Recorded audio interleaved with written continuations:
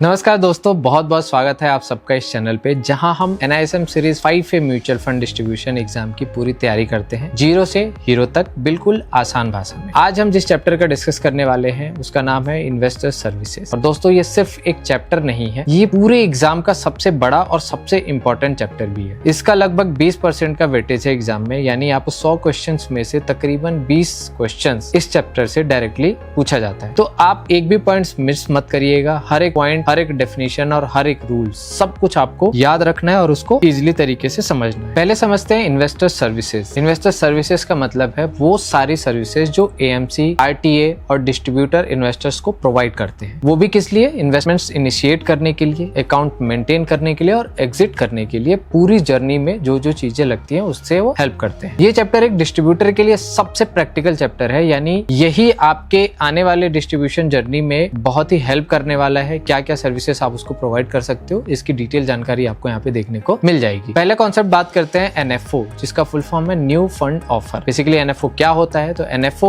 वो प्रोसेस है जिसमें एक म्यूचुअल फंड की नई स्कीम पहली बार पब्लिक होती है इन्वेस्टर्स के इन्वेस्टमेंट्स के लिए, यानी पब्लिकली वो ऑफर करती है इन्वेस्टर्स को नए अमाउंट को इन्वेस्ट करने के लिए। बिल्कुल वैसे ही जैसे कोई कंपनी IPO यानी कि इनिशियल पब्लिक ऑफरिंग के थ्रू स्टॉक मार्केट में पहली बार आती है, वैसे ही हर एक म्यूचुअल फंड की नई स्कीम यानी MF स्कीम NFO के थ्रू पहली बार इन्वेस्टर्स के लिए अवेलेबल होती है। ऑफर डॉक्यूमेंट के थ्रू आपको NFO की सारी जानकारी पब्लिक हो जाती है। ये वही लीगल डॉक्यूमेंट्स हैं जिसमें SID, SAI और किम सारी डिटेल्स आपको यहाँ पे देखने को मिल जाती है। NFO की दो मेन डेट्स आपको याद रखनी पड़ती है, वो ये बहुत ही इंपॉर्टेंट हो जाता है। पहला NFO ओपन डेट, यानी ये वो डेट है जिसमें इन्वेस्टर्स NFO में इन्वेस्ट करता है या इन्वेस्टमेंट शुरू कर सकता है, इससे पहले कोई इन्वेस्टमेंट नहीं हो सकती है। दूसरा होता है NFO क्लोजिंग डेट, यानी ये वो डेट है जब तक इन्वेस्टर्स NFO में इन्वेस्ट कर सकता है, इसके बाद NFO बंद हो जाता है और रेगुलर परचेज शुरू हो जाती है। NFO में जो यूनिट्स होती है वो 10 रुपए पर यूनिट पर ऑफर की जाती है, ये फेस वैल्यू है। NFO के बाद स्कीम की नैब मार्केट परफॉर्मेंस के अकॉर्डिंग चेंज होनी शुरू हो जाती है। अब यहाँ पे एक और मेन कॉन्सेप्ट आता है म्यूचुअल फंड इंडस्ट्री में कि डायरेक्ट प्लान और रेगुलर प्लान, इन दोनों में की डिफरेंसेस क्या है। पहले समझते हैं डायरेक्ट प्लान होता क्या है। डायरेक्ट प्लान में इन्वेस्टर्स डायरेक्टली AMC के थ्रू इन्वेस्ट करते हैं बिना किसी डिस्ट्रीब्यूटर के। कोई डिस्ट्रीब्यूटर इसमें इन्वॉल्व नहीं होता है, तो डिस्ट्रीब्यूटर्स के कमीशन जो है उसमें नहीं लगती है। इसलिए डायरेक्ट प्लान का जो टोटल एक्सपेंस रेशियो होता है वो लोअर साइड देखने को मिलता है in comparison to regular plan. अब बात करते हैं रेगुलर प्लान की। तो रेगुलर प्लान में इन्वेस्टर्स एक डिस्ट्रीब्यूटर के थ्रू इन्वेस्ट करता है। एप्लीकेशन फॉर्म में डिस्ट्रीब्यूटर का ARN नंबर देना होता है। AMC उस डिस्ट्रीब्यूटर को ट्रेल कमीशन पे करती है, इसलिए रेगुलर प्लान का जो टोटल एक्सपेंस रेशियो होता है वो डायरेक्ट के कंपैरिजन में ज्यादा देखने को मिलता है। यहाँ पे एक इंपॉर्टेंट पॉइंट आप याद रखिए कि सेम स्कीम के डायरेक्ट और रेगुलर प्लान की नैब अलग अलग होती है। डायरेक्ट का नैब हमेशा रेगुलर प्लान की नैब से ज्यादा होता है क्योंकि वहाँ पे एक्सपेंस रेशियो कम देखने को मिलता है। अब समझते हैं डिविडेंड पे आउट, यानी डिविडेंड पे आउट या डिविडेंड री इन्वेस्टमेंट और ग्रोथ ऑप्शंस क्या होते हैं। 3 इन्वेस्टमेंट ऑप्शंस अवेलेबल होती है एक स्कीम के अंडर में। जब आप म्यूचुअल फंड में इन्वेस्ट करते हो तो आपको चूज करना होता है कि अर्निंग कैसी लेना चाहते हैं। ये तीनों ऑप्शन में से आपको एक ऑप्शन चूज करना पड़ता है। पहला option dividend pay out option, जिसको हम IDCW पे आउट भी कहते हैं। IDCW का फुल फॉर्म होता है इनकम डिस्ट्रीब्यूशन कम कैपिटल विड्रॉ प्लान। इसका पुराना नाम डिविडेंड पे आउट था। इस ऑप्शन में क्या होता है कि जब स्कीम प्रॉफिट अर्न करती है तो AMC समय समय पर डिविडेंड डिक्लेयर करता है और वो अमाउंट डायरेक्टली इन्वेस्टर्स के बैंक अकाउंट में भेजा जाता है। कुछ स्कीम ऐसी हैं जिसमें जैसे लिक्विड और शॉर्ट टर्म डेट फंड्स होते हैं जिसमें डेली भी डिविडेंड डिक्लेयर होता है, लेकिन सिर्फ तब जब प्रॉफिट अवेलेबल हो। यहाँ पे इंपॉर्टेंट पॉइंट क्या है कि नैब डिविडेंड के बाद हमेशा गिर जाती है। तो जब डिविडेंड पे होता है तो स्कीम के एसेट से पैसा बाहर निकल जाता है, इसलिए नैब की जो यूनिट्स होती है वो कम हो जाती है जितना डिविडेंड पे आउट हो जाता है। एग्जांपल के तौर पे अगर मान लो नैब 20 रुपए की थी और 2 रुपए डिविडेंड दिया गया है तो डिविडेंड के बाद की जो नैब होगी वो 18 रुपए हो जाएगी। अब बात करते हैं दूसरे ऑप्शन की, जो कि है डिविडेंड री इन्वेस्टमेंट ऑप्शन। इस ऑप्शन में डिविडेंड डिक्लेयर होता तो है लेकिन वो कैश इन्वेस्टर्स को नहीं दिया जाता है, बल्कि वो डिविडेंड अमाउंट यूज करके सेम स्कीम में और ज्यादा यूनिट्स खरीद ली जाती है इन्वेस्टर्स के बिहाफ पे ऑटोमेटिकली। नैव इस ऑप्शन में भी डिविडेंड के बराबर गिरती है। ये भी एक एक्स डिविडेंड नैव होता है। फर्क ये है कि पे आउट में कैश बैंक अकाउंट में आता है और री इन्वेस्टमेंट में उसी स्कीम की नई यूनिट्स मिल जाती है। अब ऑप्शन 3 की बात करी जाए जो कि है ग्रोथ ऑप्शन। ग्रोथ ऑप्शन में कोई डिविडेंड डिक्लेयर नहीं होता है, ना कुछ बैंक अकाउंट में क्रेडिट किया जाता है, ना ही कुछ री इन्वेस्टमेंट किया जाता है। स्कीम का जो भी रिटर्न्स अर्न करता है वो स्कीम में ही रह जाता है और नैव हमेशा बढ़ती रहती है। कंपाउंडिंग का सबसे ज्यादा फायदा इस ऑप्शन में होता है। लॉन्ग टर्म में वेल्थ क्रिएशन के लिए ग्रोथ ऑप्शन सबसे बेस्ट माना जाता है। अगले कॉन्सेप्ट की बात करी जाए जो कि है अकाउंट स्टेटमेंट फॉर इन्वेस्टमेंट्स, यानी अकाउंट स्टेटमेंट बेसिकली 3 तरीके के होते हैं। टाइप 1 की बात करी जाए जो कि है मंथली स्टेटमेंट ऑफ अकाउंट। अगर इन्वेस्टर ने कोई ट्रांजेक्शंस किया है उस महीने में तो म्यूचुअल फंड उस महीने की स्टेटमेंट इशू करता है। इस स्टेटमेंट में क्या देखने को मिलता है तो बेसिकली हर ट्रांजेक्शन की डिटेल्स, परचेज है या रिडम्पशन है, ट्रांजेक्शंस की वैल्यूज क्या रही हैं और रेलेवेंट नैव जिस पर ट्रांजेक्शंस हुआ है, कितनी यूनिट्स ट्रांजेक्ट हुई हैं, फोलियो का क्लोजिंग बैलेंस क्या है यानी कि महीने के एंड में कितनी यूनिट्स हैं और उनकी करंट वैल्यू क्या हुई है। टाइप 2 जो कि है एनुअल अकाउंट स्टेटमेंट। जो इन्वेस्टर 6 महीने या उससे ज्यादा टाइम से कोई ट्रांजेक्शंस नहीं कर रहे हैं उन्हें एनुअल स्टेटमेंट इशू किया जाता है सिर्फ एक बार साल में। थर्ड टाइप की बात करी जाए जिसको कैश बोला जाता है यानी कंसोलिडेटेड अकाउंट स्टेटमेंट। कैश जो सबसे कॉम्प्रिहेंसिव स्टेटमेंट है, सिंगल कंबाइंड स्टेटमेंट। एक इन्वेस्टर की सारी इन्वेस्टमेंट एक जगह देखने को मिलती है। सारे म्यूचुअल फंड चाहे कितनी भी एएमसीज हो सब एक जगह आपको देखने को मिल जाती है। इसके अलावा डीमेट मोड में रखी गई सिक्योरिटीज भी, स्टॉक, बॉन्ड्स, ये सब आपको इस रिपोर्ट में देखने को मिल जाते हैं। शॉर्ट टर्म में कहूं तो एक पेन के अंडर सारी चीजें, किसी भी तरीके की इन्वेस्टमेंट हो वो एक स्टेटमेंट यानी कैश रिपोर्ट में आपको देखने को मिल जाती है। कैश बेसिकली इशू कौन करता है तो ये डिपॉजिटरीज यानी एनएसडीएल और सीडीएसएल इसको इशू करते हैं। अगला सवाल ये हो सकता है कि कैश कब आता है तो हर कैलेंडर मंथ अगर प्रीवियस मंथ में कोई फाइनेंशियल ट्रांजैक्शंस हुई हो तो। यहाँ पे आप एक इंपॉर्टेंट चीज ध्यान रखिए कि कैश जो है वो एमफी या एएमसी इशू नहीं करती है, ये डिपॉजिटरीज यानी एनएसडीएल और सीडीएसएल ही इशू करते हैं। ये आपको डायरेक्ट एग्जाम में भी पूछा जा सकता है। अब बात करते हैं eligibility to invest in mutual fund, यानी कि कौन इन्वेस्ट कर सकता है। 2 कैटेगरीज हैं। पहले कैटेगरीज 1 की बात करी जाए, कैटेगरी 1 है इंडिविजुअल इन्वेस्टर। इसके 5 टाइप हैं। पहला रेजिडेंट इंडिविजुअल यानी इंडिया में रहने वाले इंडियन सिटीजन्स सबसे कॉमन इन्वेस्टर्स होते हैं। दूसरा माइनर जो कि 18 साल से कम है, वो अंडर गार्जियन के थ्रू इन्वेस्ट कर सकते हैं। गार्जियन के नाम पर अकाउंट खुलता है। माइनर के मेजर होने पर अकाउंट अपडेट कराना मैंडेटरी हो जाता है। इसके अलावा एचयूएफ यानी हिंदू अनडिवाइडेड फैमिलीज कर्ता के नाम पर इन्वेस्ट करती हैं। एचयूएफ एक सेपरेट टैक्स एंटिटी मानी जाती है इंडिया में। इसके अलावा एनआरआईज यानी कि नॉन रेजिडेंशियल इंडियन जो भी हैं, इंडिया के बाहर रहने वाले इंडियंस, फेमा रूल्स अप्लाई होता है जिनके लिए वो रिपेट्रेबल एनआरई अकाउंट खोलकर या फिर नॉन रिपेट्रेबल यानी एनआरओ अकाउंट खोलकर दोनों से इन्वेस्ट कर सकते हैं इंडियन मार्केट में। फॉरेन इन्वेस्टर्स जो SEBI registered foreign portfolio investors individual category में आते हैं वो भी इन्वेस्टमेंट इनिशिएट कर सकते हैं। कैटेगरी 2 जो कि नॉन इंडिविजुअल इन्वेस्टर्स, इसके भी 6 टाइप्स होते हैं। सपोज कोई कंपनीज है, कॉर्पोरेट बॉडीज हैं, ये रजिस्टर्ड कंपनीज या प्राइवेट या पब्लिक कंपनीज होती हैं, वो भी इन्वेस्टमेंट इनिशिएट कर सकती हैं। रजिस्टर्ड सिक्योरिटीज जैसे एनजीओज, क्लब्स, ट्रस्ट जो रजिस्टर्ड हैं वो भी म्यूचुअल फंड में इन्वेस्टमेंट कर सकती हैं। यूनिवर्सिटीज एंड एजुकेशनल इंस्टीट्यूशंस हैं, कॉलेजेस हैं, यूनिवर्सिटीज हैं, ये भी इसमें इन्वेस्टमेंट इनिशिएट कर सकती हैं। इसके अलावा एसोसिएशन ऑफ पर्सन यानी एओपी और बॉडी ऑफ इंडिविजुअल जिसको बीओआई भी बोला जाता है, इनके साथ साथ foreign portfolio investors FPI SEBI के पास रजिस्टर्ड हैं वो भी कर सकते हैं। बैंक्स एंड फाइनेंशियल इंस्टीट्यूशन जैसे शेड्यूल्ड बैंक हो गए, एनबीएफसीज हो गए, इंश्योरेंस कंपनीज हो गई, ये सब म्यूचुअल फंड में इन्वेस्टमेंट इनिशिएट कर सकते हैं। अब बात करते हैं application forms, financial transaction plus payment mechanism की। तो एप्लीकेशन फॉर्म्स के टोटल 11 सेक्शंस हैं। जब इन्वेस्टर्स पहली बार इन्वेस्ट करता है तो एप्लीकेशन फॉर्म उसे भरना होता है। इसको 11 सेक्शंस में क्लियरली मेंशन किया है। सेक्शन 1 की बात करी जाए तो आपको डायरेक्ट प्लान या रेगुलर प्लान स्पेसिफाई करना होता है, यानी कि जब आप फॉर्म भर रहे हैं तो सबसे पहले चूज करना होता है कि डायरेक्ट में इन्वेस्टमेंट करनी है या रेगुलर में करनी है। अगर रेगुलर स्कीम चूज कर रहे हैं तो डिस्ट्रीब्यूटर का ARN नंबर मैंडेटरी हो जाता है। सेक्शन 2 जो कि है यूनिट होल्डर इन्फॉर्मेशन यानी इन्वेस्टर्स के पर्सनल इन्फॉर्मेशन जैसे नाम, date of birth, email ID, mobile number, address, mode of holding क्या होगी, ज्वाइंट होल्डिंग होगी, सिंगल होल्डिंग होगी, अगर ज्वाइंट होल्डिंग में है तो उनका नाम क्या है, या सिंगल होल्डिंग में है तो सिर्फ आपकी अपनी डिटेल्स भरनी होती है। इसके अलावा सेक्शन 3 की बात करी जाए जहाँ जहाँ पे आपको स्टेटस बताना होता है कि स्टेटस ऑफ होल्डिंग और मोड ऑफ होल्डिंग, इन्वेस्टर्स का स्टेटस क्या है, इंडिविजुअल है, एचयूएफ है, कंपनी है, ये सारी चीजें आपको वहाँ पे क्लेरिफाई करनी होती है। सेक्शन 4 जहाँ पे आपको केवाईसी डिटेल्स डालनी होती है, लाइक केवाईसी स्टेटस कंफर्मेशन करना होता है, पैन नंबर मैंडेटरी हो जाता है, एड्रेस प्रूफ आपको वहाँ पे देनी होती है, अगर केवाईसी नहीं हुई है तो केवाईसी फॉर्म साथ में सबमिट करना होता है। अगले सेक्शन की बात करिए जो कि है फैटका एंड सीआरएस डिटेल।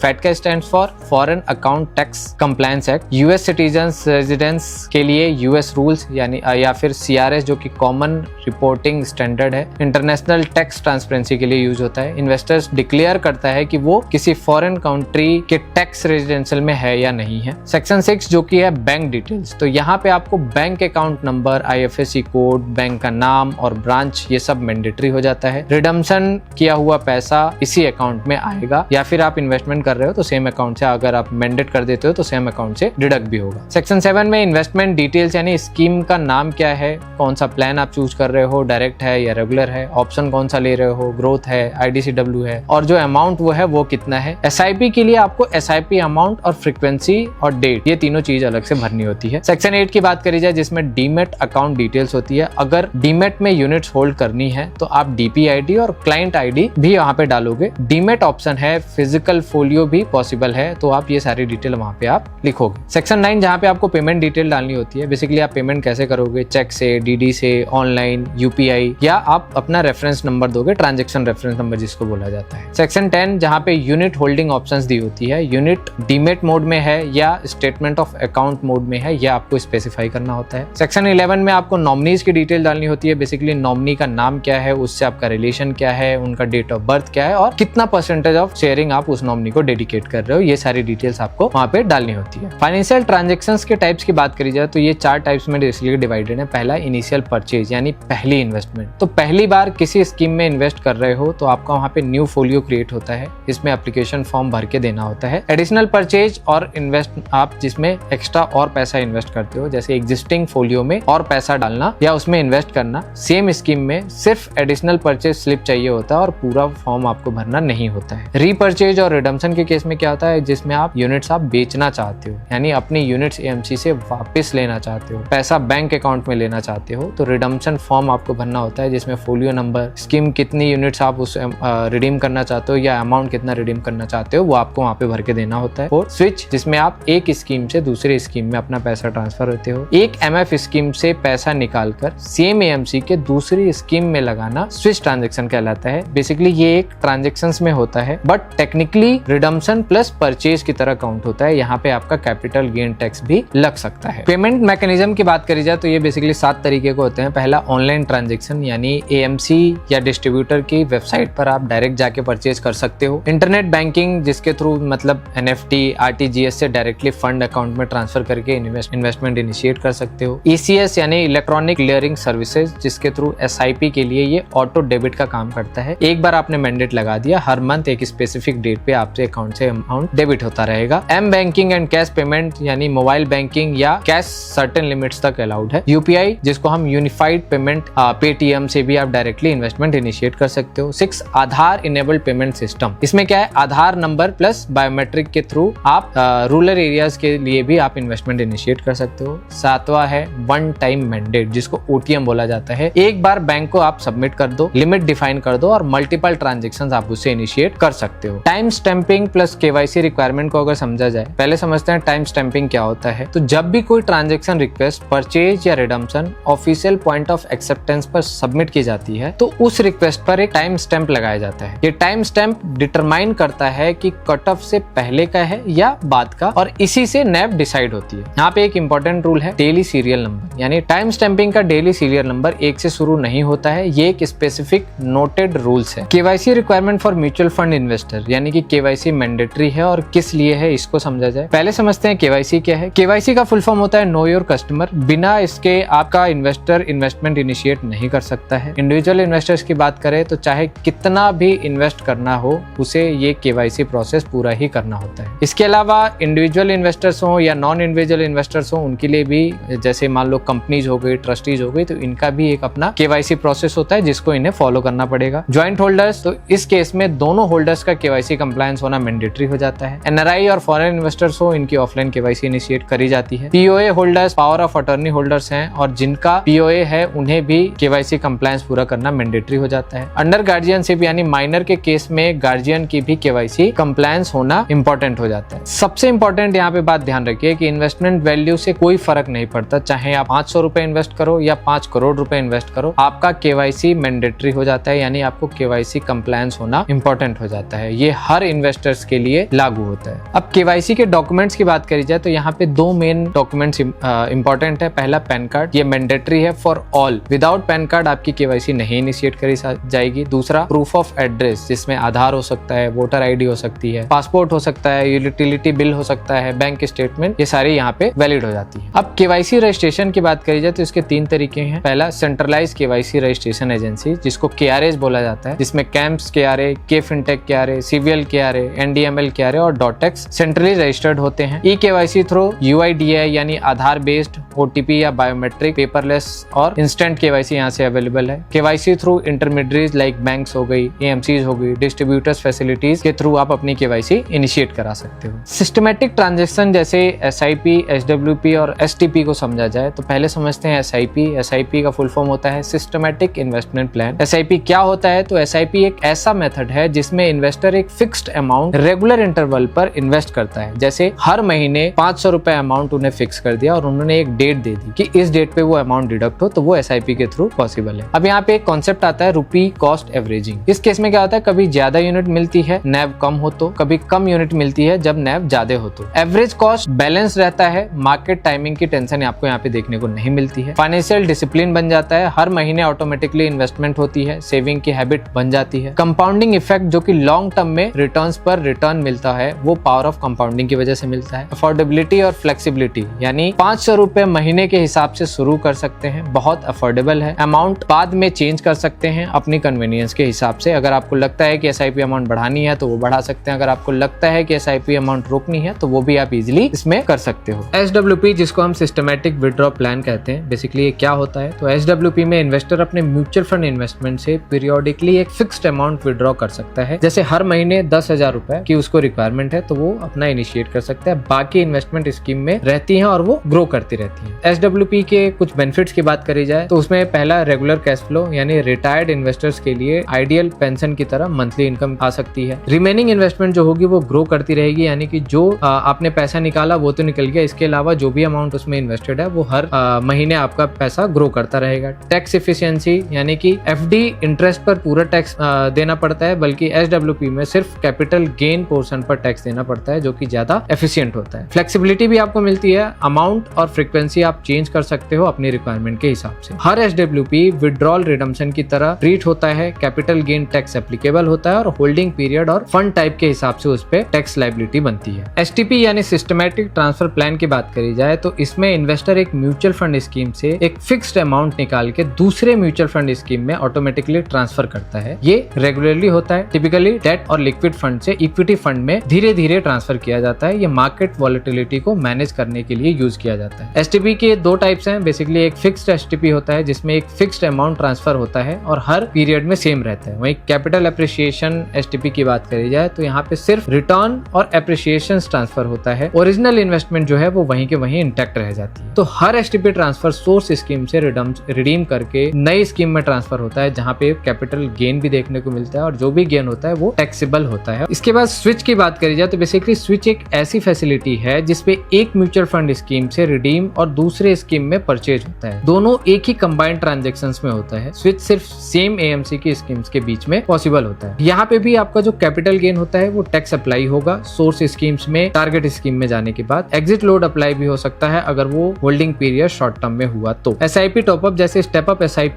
भी कहते हैं, इसमें इन्वेस्टर अपने SIP अमाउंट समय समय पर ऑटोमेटिकली बढ़ा सकता है। AMC ये एडिशनल फैसिलिटी प्रोवाइड करती है इन्वेस्टर के डिसिप्लिन सेविंग इनहेंस करने के लिए। SIP टॉपअप के 2 ऑप्शंस हैं। फिक्स्ड अमाउंट टॉपअप यानी जैसे हर साल SIP में 1000 रुपए ज्यादा हो जाए, यानी अगर 5000 की SIP चल रही है तो अगले साल वो 6000 की हो जाए, उसके अगले साल वो 7000 की हो जाए। इसके अलावा परसेंटेज टॉपअप, इसमें क्या होता है एग्जिस्टिंग SIP का एक फिक्स परसेंटेज हर साल बढ़ता जाए, जैसे 10% एनुअली, यानी 5000 का अगले साल 5500 हो जाए, उसके अगले साल ये 6050 रुपीज हो जाए। SIP रिन्यूअल और कैंसिलेशन की बात करी जाए तो SIP रिन्यूअल करने के लिए आपको रिन्यूअल फॉर्म सबमिट करना होता है। फॉर्म में 6 डिटेल्स आपको देनी होती है। पहला, स्कीम का नाम क्या है, प्लान कौन सा है, ऑप्शन कौन सा चूज कर रहे हो, ग्रोथ है, IDCW है, SIP अमाउंट क्या रखनी है, SIP डेट क्या है और SIP का पीरियड क्या रखना है। SIP कैंसिलेशन की बात करी जाए तो अगर आपने SIP रोकनी है तो कैंसिलेशन रिक्वेस्ट AMC को ड्यू नोटिस के साथ टिपिकली 30 डेज के अंदर में देनी होती है। इसमें आपको फोलियो नंबर डिफाइन करना होता है, स्कीम का नाम डिफाइन करता है,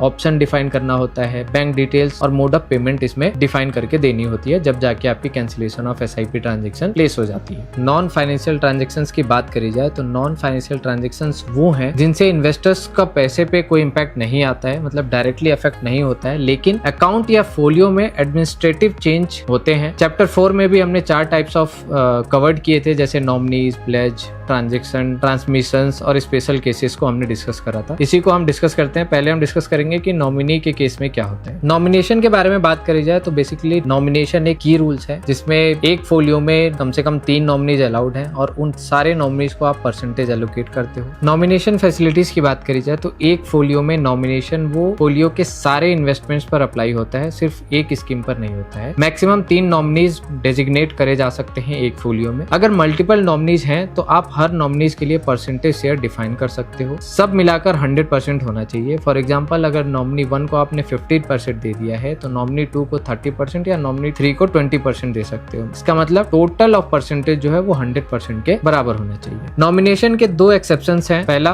माइनर इन्वेस्टर्स। अगर इन्वेस्टर्स खुद माइनर है तो नॉमिनेशन नहीं हो सकती है उसके फोलियो में। पावर ऑफ अटॉर्नी होल्डर्स की बात करें जिसमें POA होल्डर नॉमिनेशन डेजिग्नेट नहीं कर सकता है, सिर्फ एक्चुअल यूनिट होल्डर्स के बारे में वहाँ पे डिटेल हो सकती है। नॉन फाइनेंशियल ट्रांजेक्शंस या प्लेज या लीन ऑफ यूनिट्स। प्लेज का मतलब होता है म्यूचुअल फंड यूनिट्स को कोलेट्रल के रूप में यूज करना लोन लेने के लिए। इन्वेस्टर अपनी mutual fund units bank, NBFC या दूसरे फाइनेंशियल इंस्टीट्यूशन के पास प्लेज कर सकते हैं। प्लेज के बाद 2 की रूल्स मेन हो जाते हैं। पहला, यूनिट होल्डर्स इसको प्लेज करेगा। वो यूनिट होल्डर सेल या ट्रांसफर नहीं कर सकता है जब तक प्लेज, NOC या नो ऑब्जेक्शन सर्टिफिकेशन रिलीज नहीं कर देता है, यानी कि प्लेजी के एंड से जब तक NOC सर्टिफिकेशन ना मिले यूनिट होल्डर उसको रिडीम नहीं कर सकता है। दूसरा, लोन रिपे होने पर प्लेजी जो है वो NOC देता है, जिसके बाद इन्वेस्टर्स का पूरा कंट्रोल उसके यूनिट्स पे हो जाता है। अब ट्रांसमिशन ऑफ यूनिट्स की बात करी जाए, basically transmission equal to unit holder की डेथ पर यूनिट्स लीगली इंटाइटल्ड पर्सन को ट्रांसफर करना होता है। ये रिडम्पशन नहीं है, यूनिट सिर्फ एक नाम से दूसरे नाम पर ट्रांसफर करी जाती है। ट्रांसमिशन के 3 सिनेरियोज हैं, एक एक करके समझेंगे। सिनेरियो 1 की बात करी जाए तो अगर इन्वेस्टमेंट ज्वाइंट होल्डिंग में है तो फोलियो जो पहले यूनिट होल्डर की डेथ के बाद दूसरे होल्डर को ऑटोमेटिकली शिफ्ट हो जाती है, यानी सेकंड होल्डर फर्स्ट होल्डर बन जाता है। सिनेरियो 2 की बात करी जाए, अगर इन्वेस्टमेंट सिंगल होल्डर है, फोलियो विथ नॉमिनेशन है, तो यूनिट जो होगी वो नॉमिनीज को ट्रांसफर कर दी जाती है। उसके लिए डेथ सर्टिफिकेट प्लस नॉमिनी का KYC सबमिट करना मैंडेटरी हो जाता है। अब सिनेरियो 3 की बात करी जाए, अगर होल्डिंग सिर्फ सिंगल होल्डिंग में है जिसमें फोलियो नहीं है, उस केस में नॉमिनीज यूनिट्स जो भी है वो लीगल सक्सेसर्स को ट्रांसफर कर दी जाती है। उसके लिए उसको सर्टिफिकेशंस सबमिट करने होते हैं। अगर आपको ये वीडियो हेल्पफुल लगी हो तो लाइक करो, शेयर करो और सब्सक्राइब जरूर करके जाना। मिलते हैं अगले चैप्टर के लिए नेक्स्ट वीडियो में। Thank you so much for watching this.